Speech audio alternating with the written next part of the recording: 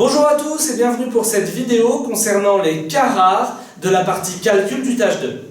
Comme leur nom l'indique, les cas rares ne tombent pas souvent au tâche 2. Pour autant, s'ils tombent, vous devez savoir les traiter pour gagner des points face à vos concurrents.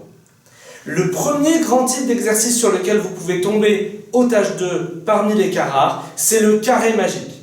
Le carré magique, c'est un carré, comme celui qui est inscrit au tableau ici, dans lequel vous avez des chiffres, 10, 2, 8, 13, 11, 21, 24, 9, 16, et pour lequel on vous demande de calculer la somme minimale.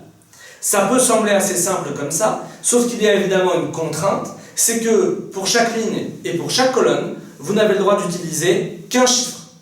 Par exemple, si j'utilise le 2 ici, je renonce à l'utilisation du 11 et du 9 qui sont dans la même colonne, ainsi que du 10 et du 8 qui sont dans la même ligne. Vous allez voir qu'il y a une technique de résolution et que l'exercice est un peu moins facile qu'il n'y paraît.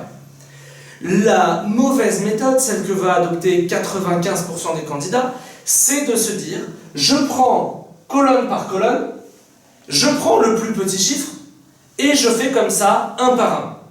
Si je prends ici parmi la première colonne 10, 13, 24, le chiffre a priori le plus intéressant c'est 10. Qu'est-ce que je fais si je prends 10? Je renonce à 2 et à 8. Sauf que peut-être c'est une erreur. Même raisonnement, si vous travaillez sur les lignes, vous dites parmi 10, 2 et 8, le chiffre le plus intéressant c'est 2, donc je prends 2. Oui, mais en faisant ça, je renonce à 10 et à 8. Et peut-être que le 10 et le 8 sont plus intéressants dans l'exercice qui me concerne. Alors la méthode que je vais vous donner, elle est mécanique, pas forcément intuitive, mais une fois qu'on la voit, c'est facile. La méthode que vous devez adopter, c'est la méthode des écarts. Vous devez, colonne par colonne, calculer les écarts entre le plus petit chiffre et le deuxième plus petit chiffre. Vous allez voir, vous allez comprendre. Sur la première colonne, l'écart entre le plus petit et le deuxième plus petit, c'est un écart de 3. Sur la deuxième colonne, entre 2 et 9, on a un écart de 7. Sur la troisième colonne, entre 8 et 16, on a un écart de 8. Pourquoi je vous fais calculer les écarts? Parce que regardez ce que ça veut dire.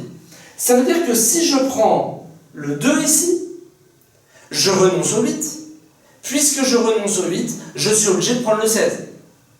C'est logique. J'ai pris le 2, je ne peux pas prendre le 8 qui est sur la même ligne, donc je vais prendre le deuxième plus petit de la colonne qui est le 16. Autrement dit, j'ai perdu 8 unités en voulant prendre le 2. Si jamais je prends le 10 ici, je ne gagne que 3 unités, et là je vais en perdre 7, et là je vais en perdre 8. Autrement dit, vous devez utiliser le nombre pour lequel l'écart est le maximum.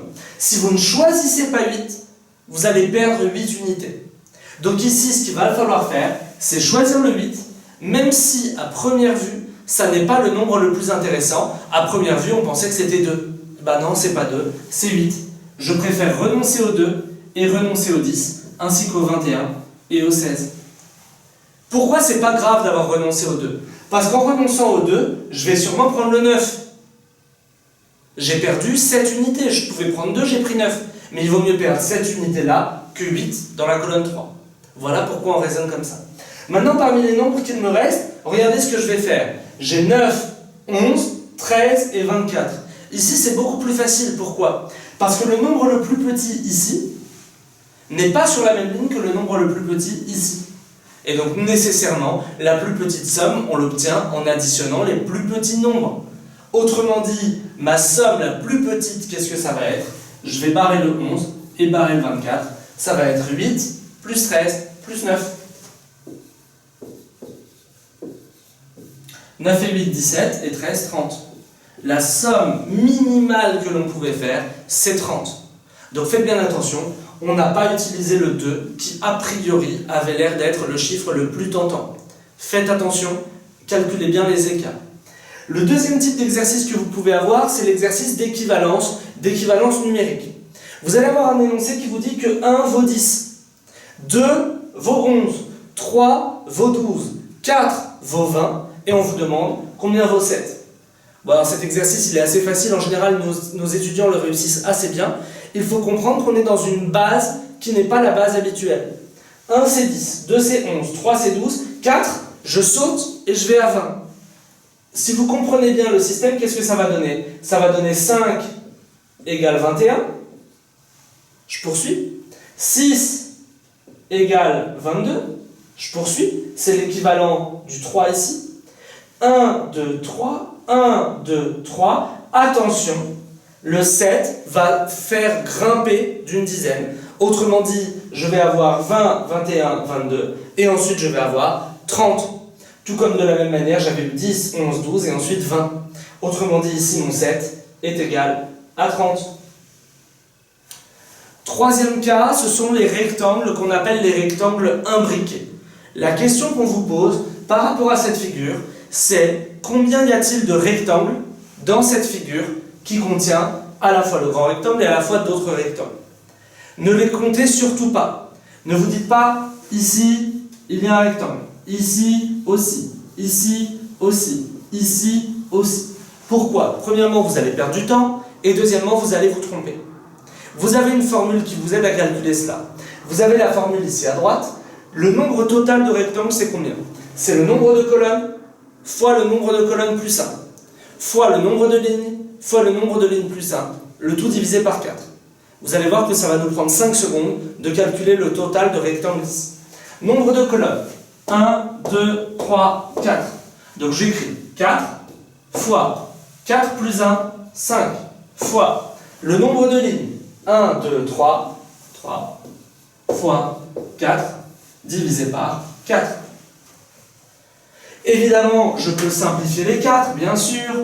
4 et 4 se simplifient. Il me reste 5 fois 3, 15, fois 4, 60. Dans cette figure, aussi surprenant que ça puisse paraître, il y a 60 rectangles différents. Vous voyez, quand je vous disais 1, ça prend du temps, et 2, on peut se tromper, vous voyez qu'avec 60, il y a un gros risque de perdre du temps et un gros risque de se tromper. Donc retenez bien cette formule, C plus 1, L plus 1, divisé par 4.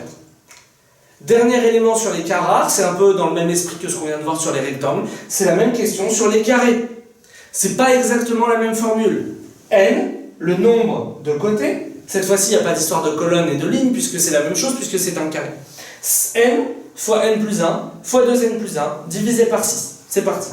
N ici c'est 3. N plus 1, c'est 4. 2N plus 1, donc 2 fois 3, 6, plus 1, 7, divisé par 6. 3 fois 4, 12, divisé par 6, ça fait 2. Il me reste 2 fois 7, 14 carrés ici, pour ce carré qui en contient plusieurs. Donc, retenez bien les formules, ça évite 1 de perdre du temps et 2 de se tromper. Vous avez encore plus d'astuces, encore plus de cas rares dans le manuel du tâche 2, n'hésitez pas à vous le procurer. J'espère que cette vidéo sur les cas rares vous aura été utile. N'hésitez pas à consulter toutes nos autres vidéos sur le tâche 2. Je vous dis bon courage et à bientôt.